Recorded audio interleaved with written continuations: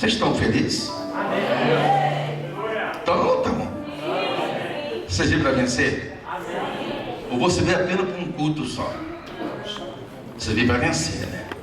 Você sabe que a Bíblia fala que Deus, o sonho de Deus, é ver o teu povo abençoado. Quando a gente fala abençoar assim, já está falando com o Chico de auxiliar. Ele fala assim: vou pregar segunda-feira prosperidade. O que é prosperidade? Aí o cara pensa, falar em dinheiro. Não quero falar sobre isso, não. Vou falar de outra coisa, que está acima do dinheiro. O dinheiro é a consequência da sua caminhada com Deus. Aprende isso. O dinheiro, a prosperidade, ela vem, a felicidade financeira, ela vem de acordo com a sua fidelidade a Deus ou com o seu andar com Deus. Todo cristão tem que ter uma coisa na vida. Primeiro tem que ter o que? Temor de Deus. Não temer Deus, temor a palavra de Deus.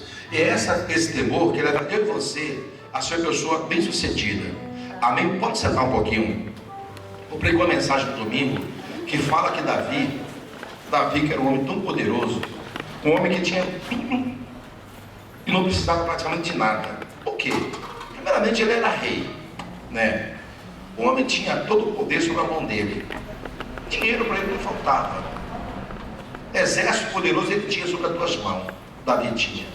Mas por que Davi tinha um temor de perder uma coisa? Davi tinha um temor de perder uma coisa. Por que Davi tinha tanto medo de perder a presença de Deus? Por que ele estava tão preocupado em perder a presença de Deus? Porque Davi sabia que a presença de Deus era o carro-chefe da sua vitória, do seu sucesso. Então, é muito importante você entender que muitos estão com medo de perder alguma coisa. Eu estou com medo de perder a minha estabilidade financeira. Eu estou com medo de perder o meu casamento. Eu estou com medo que aconteça alguma coisa. Não tem medo disso, não. Você tem que ter temor, você tem o seu medo, tem que ser o medo da vida assim: eu não posso perder a presença de Deus. Por que ele tinha tanto tempo? Porque ele estava tão preocupado com isso? Vamos lá no Salmo 51, versículo 10 e 11. Salmo 51. Olha que a mensagem foi mudada dentro do carro, hein? A minha mensagem está aqui dentro. Quer ver? Deus muda a mensagem em cima do altar. Ó, está aqui a minha mensagem, ó. Não tem nada a ver com isso. Ó, isso aqui, ó. O basta de Deus é o que eu ia pregar hoje. Atos 7, 34, Salmo 106, 44, 45, Isaías 63, 8 e 9. Mas chegou aqui, Deus mudou toda a mensagem. Está aqui em cima. Deixa o pastor Hélio aí, né? Mas pode dar um tapinha nele, que ele se entender. Mas aqui ele mudou tudo. Lutar para vencer. Que coisa, né? Mas como nós lutamos para vencer? Vamos ver como é que é? Abriu já? Salmo. Abre, é tão fácil mexer essa. Salmo 51, versículo 10 e 11. Amém? Quem já leu esse versículo 10 e 11 aqui? Ler é fácil, né? Compreender, nós temos que compreender o que ele está falando aqui. Salmo 51, versículo 10 e 11. Vamos pegar o versículo 10. Vamos por etapa para entender melhor. Ele fala assim no versículo 10, o rei Davi fala assim: cria em mim, ó Deus, um coração que é puro. Isso é importante. O que é uma pessoa tem um coração puro? É um coração sem malícia. A pessoa que ela não tem um coração impuro, ele tem um coração malicioso. É aquela pessoa que o coração dela, ou dele, ele tem várias situações que não agrada a Deus. Um coração puro, ele não consegue guardar o quê? Ódio. Você sabia disso? Um coração puro, ele não consegue guardar mágoa de ninguém.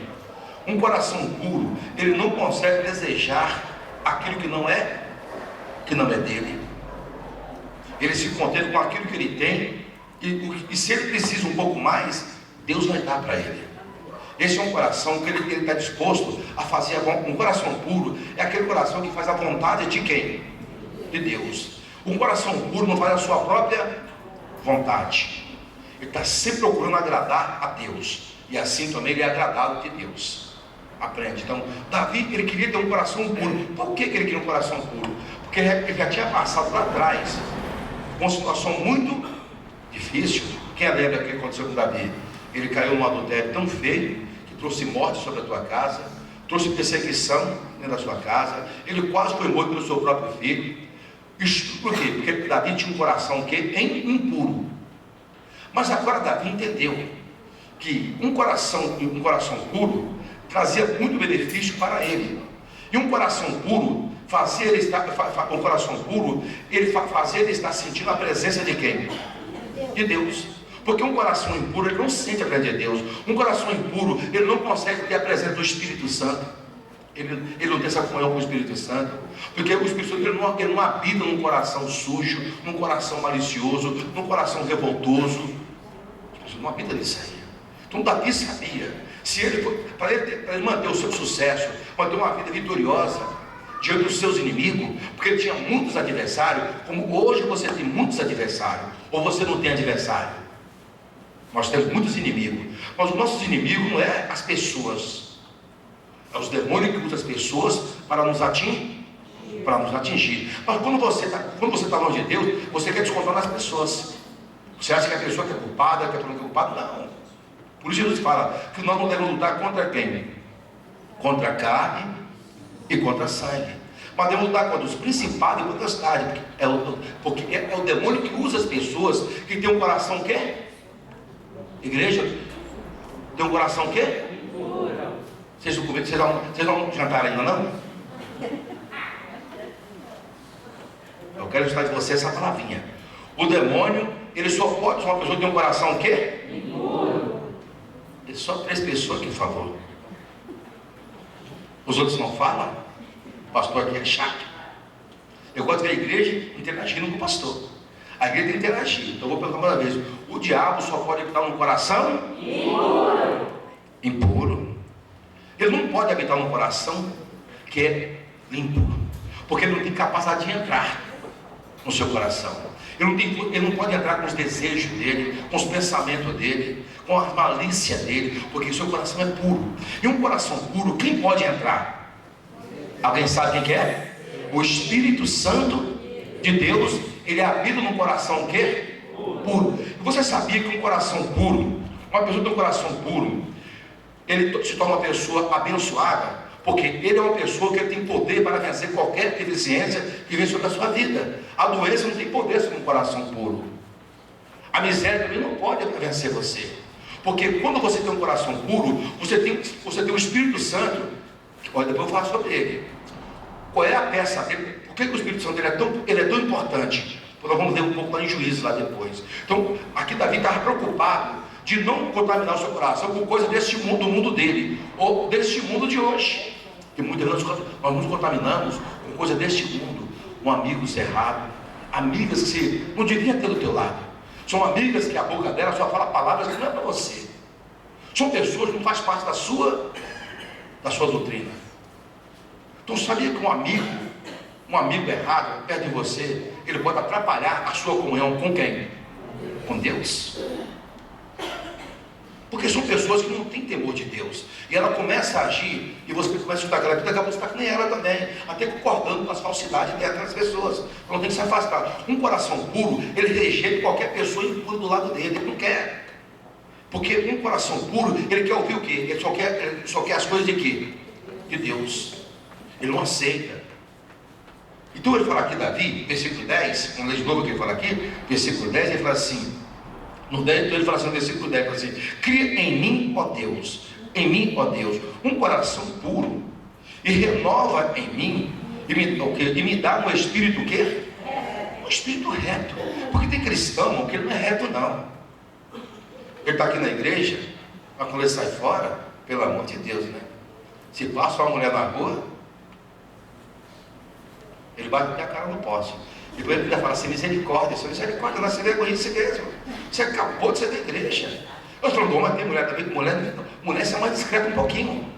Mas a pessoa, quando ela não tem um espírito reto, o que é que não tem um espírito reto? Ele tem um espírito que se desvia do caminho de Deus. Então ele age fora da palavra de Deus. Ele é aquela pessoa que aceita o suborno. Aceita. Ele vem de ser pirata e acha que é normal. Sabia disso? Ô pastor, você vê que fala ser pirata? Sim. porque é pecado diante de Deus. Porque o CD pirata, o que é um CD pirata? Alguém trabalhou, né? O cantor foi lá, evangélico, ele se consagrou, ele orou meses e meses para gravar aquele louvor. E daqui a pouco vem um cara dizendo cristão, e um dia ele compra o CD daquele rapaz, daquele cantor que trabalhou. Ele vai no computador e grava lá 1000 cópias e vende tudo a R$3. E quem trabalhou praticamente está passando por dificuldade. E o vagabundo está vendendo um CD pirata. Ele acha que ele é de Deus. Não, isso aí é roubo. E o cristão que compra é pior do que aquela pessoa que ele é ladrão também. Ô pastor, você vai falar isso aqui? Eu creio que você vai falar de prosperidade. Isso é prosperidade. Porque quando você passa a ter um espírito reto diante de Deus, você passa a prosperar na tua vida, não só financeira, em todas as áreas da sua vida. Aprende isso. Ter um espírito, um coração puro, um espírito reto, é você não aceitar as coisas erradas na tua vida. Eu não preciso enriquecer mentindo, enganando alguém, ou não jogando uma loteria esportiva, jogando uma telecena, ou jogando um jogo do bicho. Esse cristão, ele não confia em Deus, e o caminho dele é um caminho de tortuosidade. E essa pessoa não pode ter o Espírito Santo, porque o Espírito Santo ele não faz acordo com malandros, com crentes enganadores. O Espírito Santo ele só pode habitar num cristão que tem desejo de transformação de vida. E Davi fala no versículo 11, olha o que ele fala no versículo 11. Ele fala assim, não me lance fora da tua o quê? Da tua presença. Olha o que está falando assim. Não retire de mim o teu o quê? O teu Espírito. Davi estava preocupado em perder a presença de quê? De Deus. Porque Davi sabia, se ele perdesse a presença de Deus, a sua vida ia ser uma vida de derrota naquele momento. Os seus inimigos iam prevalecer sobre ele. Por que Davi era um homem invencível? Por que ele vencia todos os seus adversários? Por que ele era um homem tão poderoso? Um homem que tinha todos os requisitos diante de Deus. Porque ele tinha preocupação de andar com Deus. Davi ele não queria andar com as pessoas mundanas. Davi não queria acordo com nada errado. Ele queria ter um coração reto, ele queria ter um coração puro, ele queria estar na presença de Deus, porque ele sabia, enquanto ele estivesse andando na presença de Deus, os seus inimigos não prevaleciam sobre a sua vida, como não prevaleceu. Você pode ler a Bíblia todinha. Davi venceu muitos adversários, não foi poucos não, muitos. E não tem um arranhão no teu corpo, nem um dedinho dele foi cortado. Deus não permitia, porque quando você se torna uma pessoa que se preocupa em fazer a vontade de Deus, Deus também se preocupa em guardar você de qualquer cilada que o diabo tenta colocar sobre a sua vida. Amém, igreja? Então vale a pena você se esforçar e buscar em Deus, mesmo que você não tenha, mas se você buscar, Deus te dá. Deus, então me dá um coração puro. Deus, eu quero ter um coração reto ao Senhor. Deus, eu quero andar no caminho que o Senhor tem traçado na minha vida. Deus, me dá isso para mim. Quando você começar a pedir, Ele te dá. Não só está pedindo, Ele vai dar aquilo que você nem pediu. Uma vida melhor para você, uma prosperidade que você nem tem, você nem sabe por quê. As coisas começam a acontecer naturalmente na tua vida. Financeiramente você começa a crescer. O seu casamento, ele começa a passar a ser um casamento melhor do que ele é hoje. Os seus filhos começam a se transformar em filhos melhores. A sua saúde, ela agradece muito a você. Porque quando o Espírito Santo ele habita em você, a doença não tem direito ao teu corpo não. Amém, igreja? Vamos deixar aqui um pouquinho. Vou buscar um pouco da minha mensagem que eu peguei no livro de Atos. Eu quero que você vá em Atos capítulo 7. Pega um ponto aqui. Atos não, desculpa. Eu vou lá em Josué, capítulo 1. Josué.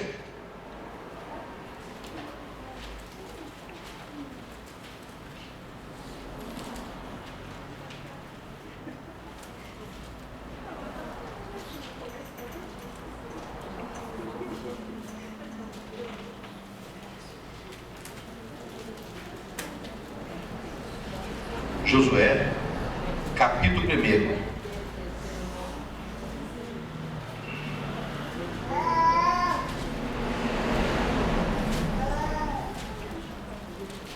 Amém? Todo mundo achou aí? Versículo 8. Diz assim, ó. Não se aparte da tua boca o livro de o quê? Desta lei. O que Deus está nos aconselhando aqui? Não te apartar o quê? A palavra de Deus, ela nunca pode estar separada de você. Porque é a palavra de Deus que vai trazer os recursos, que vai te dar o recurso que você precisa. Tem pessoas que não entendem. Ele acha que só de vir na igreja, ver o pastor velho pregar e orar e volta para cá, tudo bem. Não. Você tem que ter seu momento de comunhão com a Bíblia, de ler, meditar. No que Deus tem preparado, o que Ele vai falar com você. Porque muitas vezes quando você começa a ler a Bíblia com atenção, Deus Ele quer falar com você de um jeito que você não entende. Ele quer falar. Mas nós não meditamos na palavra de Deus.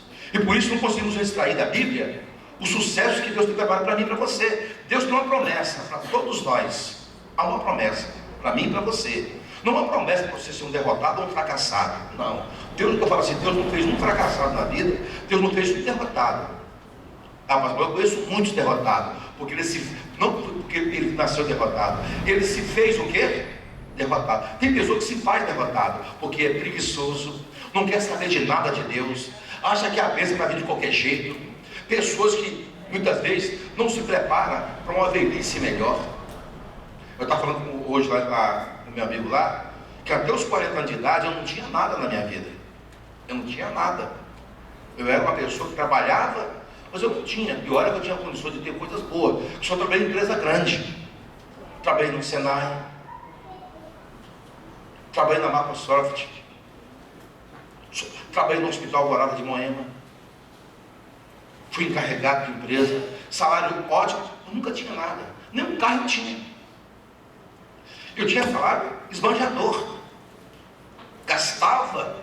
Mas eu não tinha sabedoria nenhuma de aproveitar a oportunidade que Deus tinha me dado. Resultado, eu cheguei a uma idade de 40 anos de idade, que eu estava desempregado já, um quadrinho desempregado, passando a ter necessidade. Ah, pastor, verdade. Sabe quantos anos eu fui para a Igreja da Graça? Foi essa porta que eu entrei, daqui eu só saio para morrer. E ele está lá na igreja dele, acha que há pouco outro ele fala que eu tenho sucesso, você está errado. Aqui eu entrei, aqui eu fiquei. E olha que eu cheguei à posição que eu cheguei. Mas eu podia ter saído daqui, achando que as outras igrejas, Deus tinha, mas o meu chamado foi aqui. Então, essa casa que Deus abriu para você, é aqui que Ele vai te abençoar. Agora, para Ele te abençoar, você tem que ser valente e persistente. O seu comigo. Eu entrei na igreja da casa com 40 anos de idade, sabe como eu entrei lá dentro? Bêbado. Sem futuro não. Família destruída. As minhas filhas já destruídas. A minha filha mais velha já querendo ter até caso como casado. Uma filha especial, que ele conhece, né? Faz parte particular da família lá. Uma filha especial. Hoje ela está com 20 anos de idade. Que nasceu praticamente morta. Ninguém dava valor. E nós no mundão lá, não sabia de nada. E eu estava desesperado, querendo fazer besteira. Quando eu entrei na Igreja da Graça. E ali um garoto orou por mim. Eu achei que ele orou por mim, eu senti que alguma coisa aconteceu na minha vida de bom. Tirou um peso do meu corpo. Eu continuei bebendo. Continuei bebendo ainda. Mesmo bebendo, eu ia para a igreja. Olha só, mesmo bebendo, eu ia para a igreja. E com 41 anos de idade, Deus começou a mudar a minha história. Primeiro, a primeira coisa que Ele mudou, me deu um emprego para trabalhar. Comecei a respirar. Aquele cara que estava passando necessidade, até vivendo de cestinha de ajuda de mãe, de pai, de mãe ou de sogro, agora não precisava mais dele. Depois ele agiu na minha família, todinha. Eu comecei.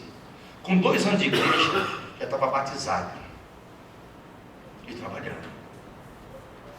Com 3 anos de Igreja da Graça, já era obreiro da Igreja da Graça. Obreiro exemplar. Tá? Porque não pode falar até mal de mim aqui. Que o pai dele, até o pai dele eu carreguei nas costas algumas vezes. Eu vou desistir, vai desistir nada, rapaz. Entendeu? Pessoal que Deus era. Eu, aquele bebum, já comecei a mudar o meu caráter. Eu sabia que que Deus tinha um plano para mim naquele tempo. Eu despertou em um desejo, eu não tinha mais desejo nenhum. Sabe quando uma pessoa que não tem mais desejo de nada, mais esperança nenhuma? Era eu. E daqui a pouco, Deus despertou esperança em mim, e ser alguém na vida. Eu falei, mas como um cara de 43 anos de idade já, para 44, vai ser alguma coisa na vida? Só tem, irmão. Deus tem um plano que você não sabe na tua vida. Esse plano só é realizado quando você também permite Deus entrar na tua vida. Por isso que eu falo, cuidado com você que brinca de crente. Você que acha que a igreja é para você, eu vou quando dá. Não, aqui você tem muita coisa boa para aprender. Foi lá que eu aprendi com os pastores que me passaram lá. Eu fui firme, obreiro, de obreiro auxiliar de pastor, já com 46 anos de idade. E aí? Depois peguei uma igrejinha, uma comunidade, que o pai dele me ajudava, e ficava revoltado por causa de mim. Porque o outro pastor me batia, e o pai dele falava assim, mas Silvio, mas não Silvio, como é que você aceita isso? Eu falei, calma, Deus. Deus sabe todas as coisas. Olha que o pastor, aquele bebum já transformado. Já tinha uma outra direção. Já não era mais aquele cara bruto, cavalo, já tinha uma outra direção de Deus. E naquele lugar eu virei pastor, porque eu virei igreja. Se eu nunca virasse para aquela comunidade de igreja, eu nunca era nada também. Porque ninguém ia registrar um velho com 46 anos de idade para ser pastor. Mas Deus tinha para mim um plano. Onde é que eu tocava, onde é que eu toco, eu prospero a igreja. Esse é o segredo do vencedor. Aonde eu vou, só pego bucha, mas chego lá, eu conserto tudo. Eu não, Deus conserta através da minha vida. De igreja, peguei a outra igreja, depois chegou a segunda regional. Pastores que cuidaram de mim, olha só, pastores que cuidaram de mim. Eu fui regional deles. Pastor que me viu bêbado lá caído. Pastor que dava ordem para mim. Hoje, lá, eu comecei a tratar, eles passaram a ser pastor meu nas minhas igrejas. O que você fez com ele? Tratei bem. E alguém falou assim, eu não entendo. Esse pastor aqui, ele foi meu membro, foi meu cobreiro. Hoje ele é meu regional. Deus sabe todas as coisas. Irmão, o plano de Deus está além do seu plano. A visão de Deus está além da sua visão. Não importa a tua idade. Quantos anos você tem aí? Você fala assim, pastor, eu já estou com 50, eu não tenho mais futuro. Quem falou para você que você não tem futuro? Você não pode deixar o diabo roubar teu coração, roubar tua mente, não. Você pode deixar pessoas negativas ou crentes negativos que ficam fazendo na tua cabeça. Confia em você, confia na tua fé, confia no teu Deus. Esse que vai acreditar. Porque para Deus não importa quando você tem, para Deus o que importa é como você está com Ele. Como é que está a tua vida espiritual com Deus? Está bem, então fica tranquilo, que logo a tua vida vai chegar. Logo, aquilo que você está buscando diante de Deus vai acontecer. Deus não pode enganar você, como Ele não me enganou. Você não vai te enganar, não. Ele vai formar você um caráter que você nem imagina, mas Ele precisa que você exponha a confiar nele também e a meditar na palavra de Deus. Josué aqui, fala aqui, ó, vamos ler de volta para esse 8, digo assim, não se aparte da tua boca o livro desta lei, antes medita nela, de dia o quê? De noite, para que tenha cuidado de fazer conforme tudo quanto nela está o quê?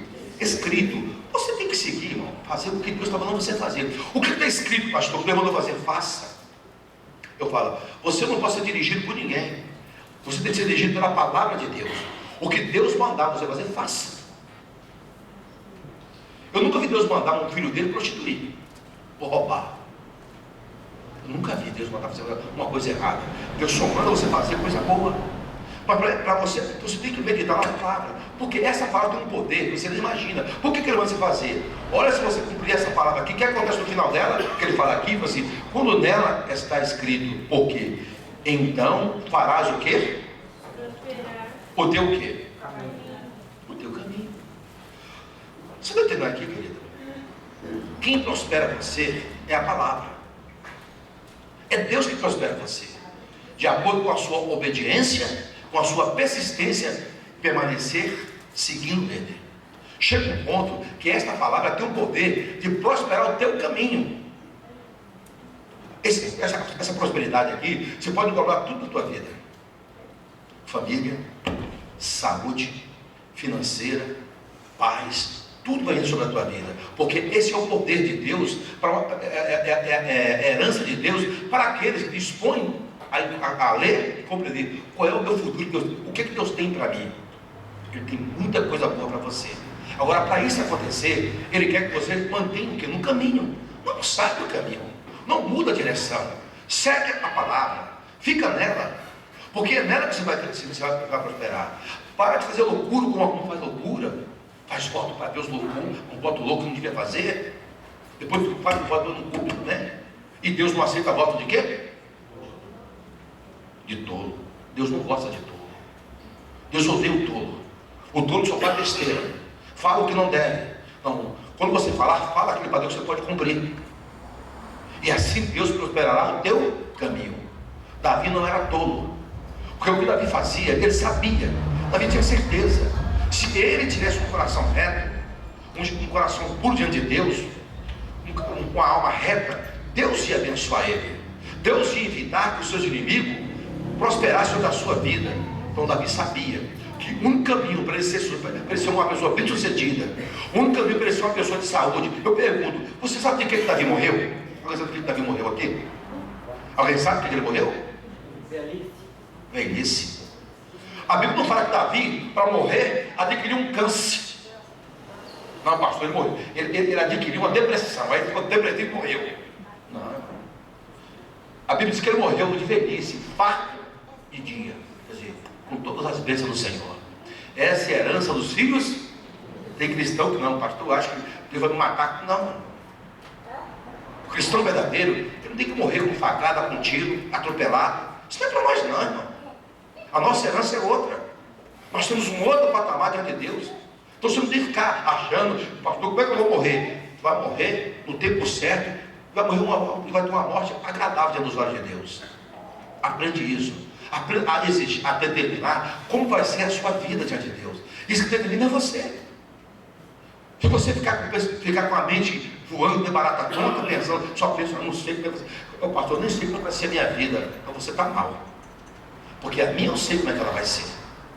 Porque eu já determinei como vai ser o meu futuro aqui nessa terra. Já está determinado já. Eu até brinco com a minha igreja, falo lá, por exemplo, eu tenho que falar direto. Isso nunca vai acontecer, gente. Eu nunca vou morrer com um tiro. Você sabia disso? É igreja. Na igreja eu disse no chão. Eu nunca vou morrer com um tiro. Por quê? Porque eu não vou. Porque aqui não é mentira. Eu nunca vou morrer com uma facada. Por quê? Porque aqui não foi feito para dar facada. Eu nunca vou morrer atropelado. E nem numa batida de um carro. Já estou matado 2 vezes. Um carro já.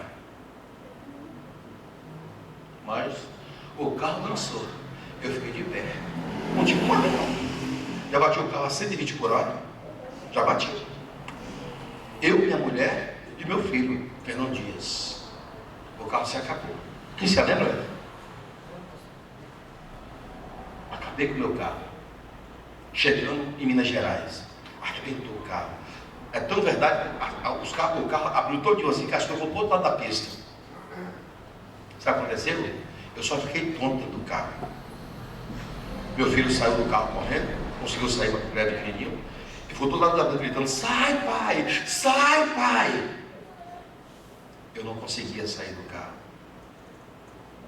O que eu vou falar para você aqui é sério. Sabe o que aconteceu? O meu carro parou no meio da pista, Fernando Dias, assim, ó, no lugar de mato para lá e mato para cá. Não tinha uma casa, não há uma viva ali, não sei eu, minha esposa ainda agora. E o carro parou no meio da pista, assim, atravessou, no meio da pista. Toda arrebentada, a lata toda amassada. E o meu filho estava querendo, meu filho, sai pai, sai! Sai como?